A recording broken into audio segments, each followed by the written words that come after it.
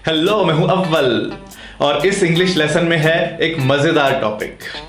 आपने कभी ध्यान दिया है कि अपनी राय देने का, अपना ओपिनियन बताने का, अपनी बात कहने का हर किसी का एक अलग ही तरीका होता है। ये देखिए, मुझे लगता है कि मेरा बॉस कुछ ज्यादा ही सख्त है। मैं कहूंगा कि पिज्जा हमें घर पे ही ऑर्डर कर लेना चाहिए। मेरे ख्याल से आप चाबी कार में ही भूल आए हो। अगर आप मुझे पूछो तो सचिन को अभी रिटायर नहीं होना चाहिए था। मेरे नजरिए में यह आदमी सही है। जहां तक मेरा सवाल है, मुझे यह मूवी अच्छी लगी। बुरा मत मानना, पर यह शर्ट आप पे जच नहीं रही। मैं पूरी तरह से सहमत हूं कि इंडिया और पाकिस्तान को साथ में क्रिकेट खेलना चाहिए। मेरी राय में हमारी कंपनी को यह प्रोजेक्ट नहीं लेना चाहिए। मेरे हिसाब से आपको मेरी वीडियो पसंद आनी चाहिए। मेरी मानो तो आपको चीनी खाना कम कर देना चाहिए। इतनी चीनी? हम सब ना सिर्फ अपने घर पे अपनी फैमिली से बात करते हुए अपनी राय देते हैं, बल्कि वहां तो हमारी राय मानता ही कौन है। हाँ, सब सुन रही हूं मैं, अभी बताती हूं। हम अक्सर दोस्तों के साथ सलाह मशवरा करते हुए उनको अपनी राय देते हैं, उनसे उनका ओपिनियन लेते हैं। दोस्तों के साथ तो हम कैजुअली आराम से बात कर सकते हैं, लेकिन बहुत बार जॉब में या बिजनेस में भी किसी ना किसी बात पे हमें अपनी राय देनी पड़ती है। वहां हमें फॉर्मल तरीके से, ठीक ढंग से, राइट वर्ड्स यूज करते हुए अपनी बात आगे रखनी चाहिए। खासकर उन सिचुएशंस में जहां हम सामने वाले की बात काटते हुए अपना पॉइंट आगे रखते हैं, या फिर कोई ऐसी बात करते हैं जो हो सकता है कि दूसरों के लिए हजम करना थोड़ा मुश्किल हो। तब किन वर्ड्स के साथ आप अपना नजरिया पेश कर सकते हो ताकि आपकी बात दूसरों को बुरी ना लगे। आइए आज हम देखते हैं कि अपना ओपिनियन देते हुए, अपनी राय देते हुए कौन से इंग्लिश वर्ड्स यूज किए जा सकते हैं। मुझे लगता है कि मेरा बॉस कुछ ज्यादा ही सख्त है। हमारा पहला वर्ड है आई फील, मतलब मुझे लगता है। I feel that my boss is too strict. मुझे लगता है कि मेरा बॉस कुछ ज्यादा ही सख्त है। I feel that you are too lenient. मुझे लगता है कि तुम कुछ ज्यादा ही नर्म हो।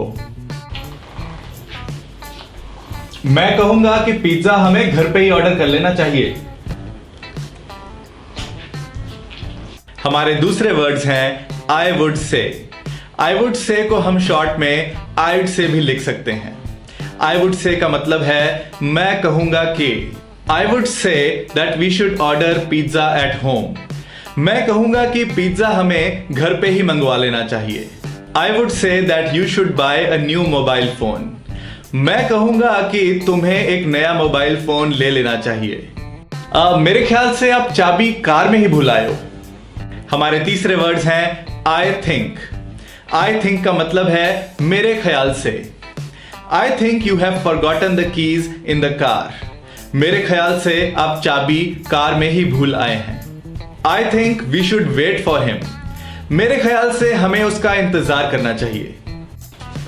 अगर आप मुझे पूछो तो सचिन को अभी रिटायर नहीं होना चाहिए था।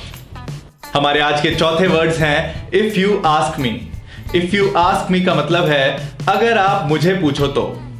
If you ask me, Sachin should not have retired yet. अगर आप मुझे पूछो तो सचिन को अभी रिटायर नहीं होना चाहिए था। If you ask me, this property is much better. अगर आप मुझे पूछो तो ये प्रॉपर्टी ज्यादा अच्छी है। मेरे नजरिए में ये आदमी सही है। हमारे आज के पांचवें वर्ड्स हैं the way I see it. The way I see it का मतलब है मेरे नजरिए में। इसको आप इन माई व्यू या एज पर माई व्यू भी कह सकते हो। The way I see it, this man is right. मेरे नजरिए में ये आदमी सही है। As per my view this man is right, या फिर in my view this man is right. इनका मतलब भी यही है, मेरे नजरिए में ये आदमी सही है। जहां तक मेरा सवाल है, मुझे ये मूवी अच्छी लगी। हमारे 6th वर्ड्स हैं as far as I am concerned. As far as I am concerned का मतलब है जहां तक मेरा सवाल है। As far as I am concerned I like the movie. जहां तक मेरा सवाल है, मुझे मूवी अच्छी लगी। As far as I am concerned I didn't like this plan. जहां तक मेरा सवाल है, मुझे ये प्लान पसंद नहीं आया। बुरा मत मानना, पर यह शर्ट आप पे जच नहीं रही। हमारे आज के 7th वर्ड्स हैं please don't mind. Please don't mind मतलब बुरा मत मानना। Please don't mind but this shirt is not looking good on you. बुरा मत मानना, पर यह शर्ट आप पर जच नहीं रही। Please don't mind but this email is too long. बुरा मत मानना, पर यह ईमेल कुछ ज्यादा ही लंबी है।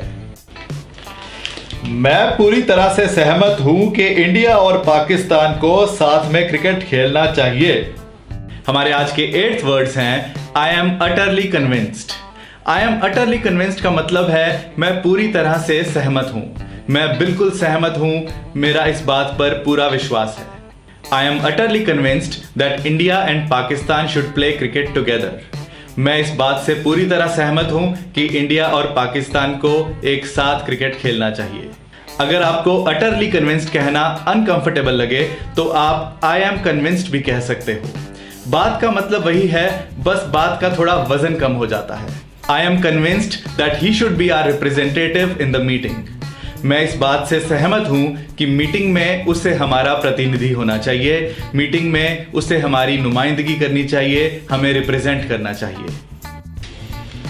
मेरी राय में हमारी कंपनी को यह प्रोजेक्ट नहीं लेना चाहिए। हमारे 9th वर्ड्स हैं इन माय ओपिनियन।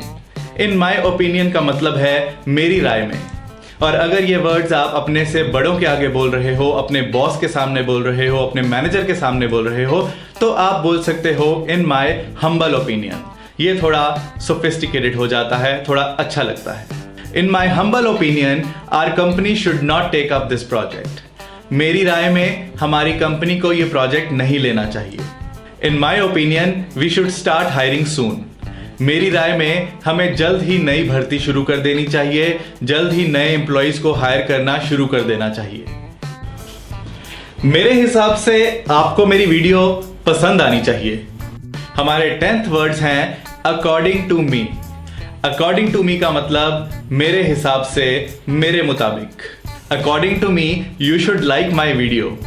मेरे हिसाब से आपको मेरी वीडियो पसंद आनी चाहिए। According to me the meeting went very well. मेरे हिसाब से मीटिंग बहुत अच्छी रही। मेरी मानो तो आपको चीनी खाना कम कर देना चाहिए। इतनी चीनी। हमारे आज के 11th वर्ड्स हैं आई रेकन। आई रेकन का मतलब है मेरी मानो तो, या फिर मेरा मानना है। आई reckon that you should reduce the sugar intake. मेरी मानो तो आपको चीनी खाना कम कर देना चाहिए। I reckon that new employees should be trained. मेरा मानना है कि नए एम्प्लॉयज को ट्रेनिंग दी जानी चाहिए। ये सब बहुत काम के वर्ड्स हैं, सो प्रैक्टिस जरूर करना। चाहो तो इस वीडियो का लिंक अपने व्हाट्सएप में या फेसबुक पे सेव करके रख लेना और मुझे जरूर बताना कि ये वीडियो कैसी लगी। आप वहां से कमेंट्स और लाइक्स देते जाओ और मैं यहां से आपको वीडियोस देता जाता हूं। तो चलिए मिलते हैं नेक्स्ट इंग्लिश लेसन में। Thank you, bye bye. हमारी और वीडियोस के लिए हमारे YouTube चैनल पे जाइए, सब्सक्राइब प्रेस कीजिए और फिर स्क्रीन के नीचे इस टर्न ऑन बटन को प्रेस कर दीजिए। अगर आप पहले से ही सब्सक्राइब्ड हैं तो इस बेल वाले आइकन को प्रेस कर दीजिए और वो चेंज होके ऐसा हो जाएगा। इससे हमारी हर नई वीडियो सबसे पहले आप तक पहुंच जाएगी।